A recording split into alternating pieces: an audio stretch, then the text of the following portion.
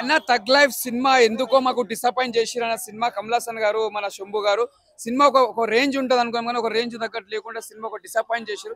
సరే ఇంకా బాగుంటుండే ఒక చెల్లె అన్న సెంటిమెంట్ పెట్టింది ఒకటి, అదొక్కటి జర్రా బాగా అనిపించింది లాస్ట్ మూమెంట్ లా. కానీ సినిమాలో స్టోరీ ఒక డిఫరెంట్ ఉంటుంది అనుకున్నాం కానీ అంటే డిఫరెంట్ ఏం లేదు. ఏ రమణ మ్యూజిక్ ఒక బ్యాక్గ్రౌండ్ మ్యూజిక్ తోటి అదొకటి బాగా అనిపించింది. ఒక స్క్రీన్ ప్లే కానీ ఒకటి బాగుంది. కానీ సినిమా ఇంకా జర బాగుంటే ఇంకా బాగుంటుండే. అంత చెప్పుకుంటే ఏం లేదు సినిమాలో.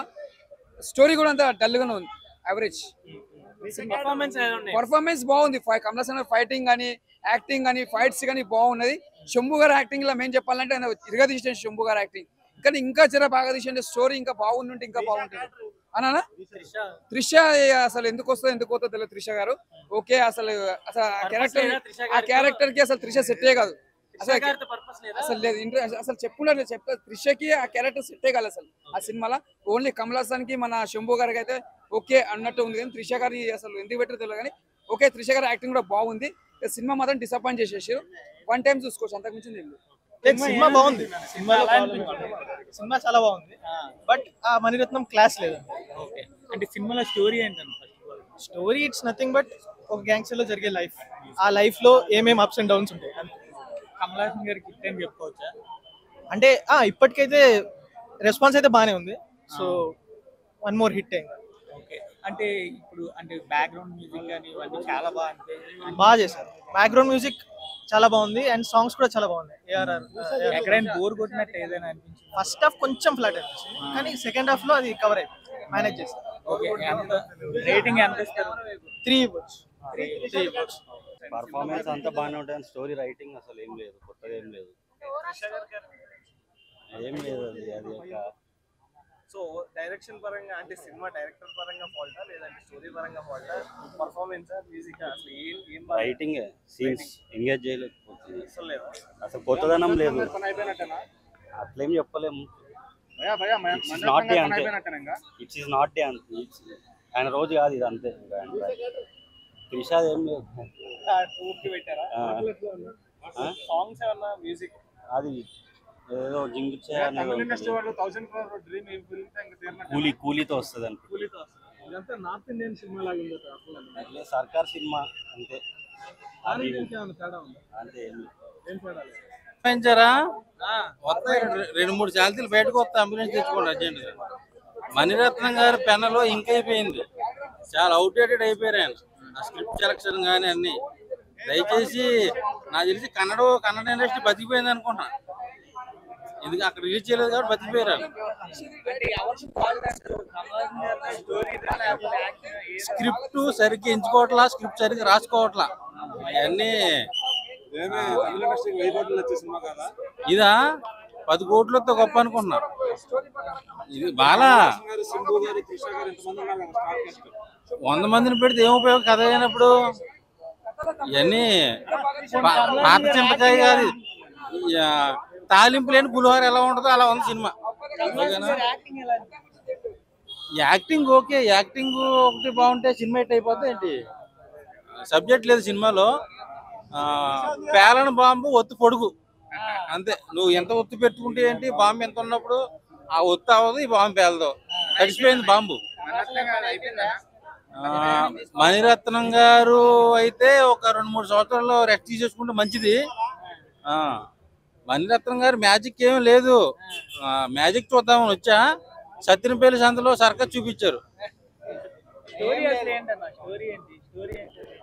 ఒక గ్యాంగ్స్టర్ ఉంటాడు, అతని కింద 4 రౌడీలు ఉంటారు. ఆ గ్యాంగ్స్టర్ని చంపేసి 4గురిలో కూడా గ్యాంగ్స్టర్ అవ్వాలనుకుంటారు. ఇంటర్వ్యూలు చంపేద్దాం ప్లాన్ చేస్తారు, మళ్ళీ బతికిపోయి వచ్చి రివెంజ్ చేసుకుంటాడు. ఇదే స్టోరీ. యాక్టింగ్ చేశారు ఓకే, కానీ అన్ని బుస్లే. బుస్సు తుస్సు. త్రిష ఉంది కానీ ఆవిడ వర్కౌట్ అవ్వదు అంత. అది కళ్ళు కాదు కదా, కానీ వాట్సాప్ లో కూడా రాదు. ఏమి లేదు మ్యాటర్ డొల్లా. ఆయన గురించి నేను కామెంట్ చేయలే, కానీ కమల్ హాసన్ గారు ఇంకా మంచి స్క్రిప్ట్ చేసి ఉంటే విక్రమ్ లాంటి హిట్ అయ్యేది. కానీ ఇది అసలు భారతీయ 2 ఇంకో 10 సార్లు చూడొచ్చు. అసలు మణిరత్నం గారు మ్యాజిక్ కొన్ని 2 ఫైట్ సీక్వెన్స్లు బాగున్నాయి, మ్యూజిక్ బాగుంది. త్రిష రోల్ పెద్ద ఏం లేదు, సింబు కమల్ హాసన్ బాగా చేశారు. தமிழ் தான் ப்ரோ. ஸோ கமலும் எஸ்டிஆர் பார்த்தா ரெண்டு ஈக்குவலாக தான் இருக்கு. நான் எஸ்டிஆருக்காக வந்தேன்.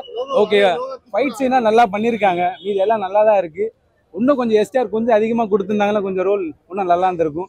லாஸ்ட் ஃபைட் சீன் செம்மையாக இருக்கு. ஸோ செகண்ட் ஹாஃப்ல பார்த்தீங்கன்னா அவங்க அண்ணன் நடிக்கிறது மட்டும் கொஞ்சம் சிம்பிளாக இருக்கு. ஸோ ஓகே, நான் ஃபுல்லாக எஸ்டிஆர் ஃபன் தான். எஸ்டிஆர் தான் நான் இந்த படத்துக்கு வந்தேன். అని ఏం లేదు మూవీలో, ఒక పాట మంచిగా లేదు, ఏం లేదు, అది ఒకటే పాట. ఆమె ఒకటి వస్తుంది, హిందీ యాక్ట్రెస్, ఆ సాంగ్లోనే ఉన్నది ఆమె. ఇంకేం లేదు మూవీలో. బోరింగ్ సుస్తున్న మూవీ అయితే చెప్తున్నా కదా, వేస్ట్. దాని బదులు హౌస్ఫుల్ 5కి వెళ్తే తప్ప మంచిగా ఉంటుంది.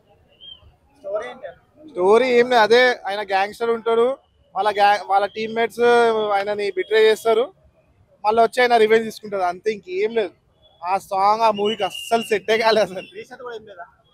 త్రిషాది కమల్ హాసన్ త్రిషా లవ్ స్టోరీ ఉన్నది, మేము అనుకున్నాం సింబుది ఇంకా అయినది ఉంటుంది, కానీ ఏం లేదు లవ్ స్టోరీ. బెకార్ ఉన్నది మూవీ.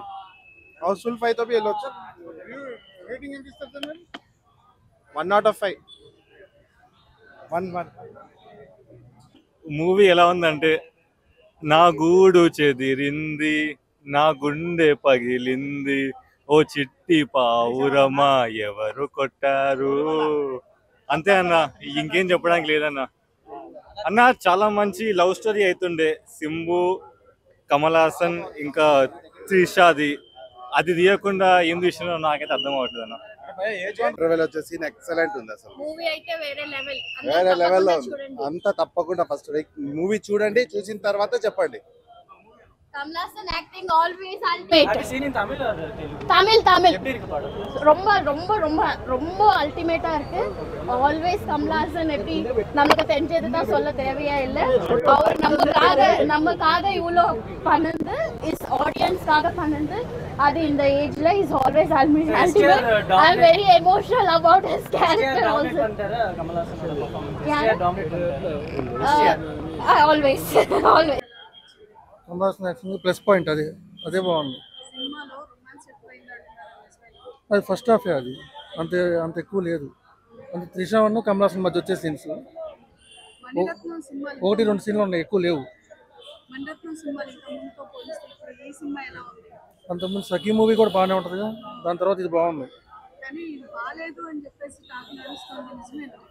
అంటే వాళ్ళకి నచ్చలేదు, నాకైతే నచ్చింది. అది కొంచెం సెకండ్ హాఫ్ స్లోగా. నాకు బాగుంది. 3.5 వస్తా రేటింగ్. ఫ్యామిలీతో కాదు, ఫ్రెండ్స్తో వచ్చా నేను. ఫ్రెండ్స్తోనే చూడొచ్చు, ఫ్యామిలీ పిక్చర్ అయితే కాదు, యాక్షన్ మూవీ.